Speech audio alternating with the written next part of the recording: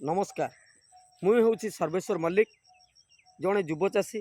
मोर ग्राम पोतापड़ा, post नुआशंसपुर एवं थाना सत्यवादी, जिला पुरी एवं राज्य ना हूँ ओडिशा।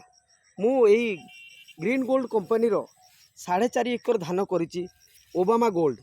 ये धानटीर आय खूब भल हेबो बोली आशा रखिछि।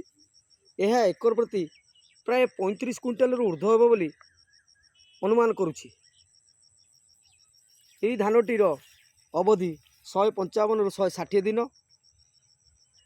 एवं यह खूब पतला रुआ जाइतिला। 21 दिन तली जितेबाला होता या प्रथम रुआ जाइतिला, तली पिड़िया दि जाए रुआ जाइतिला।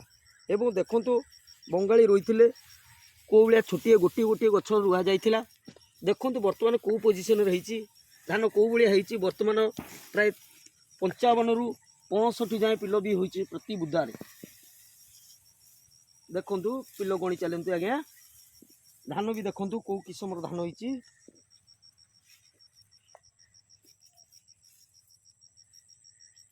धान रे मोट ऊपर कंठा नहीं। देखंतु धान को उड़िया होइछि।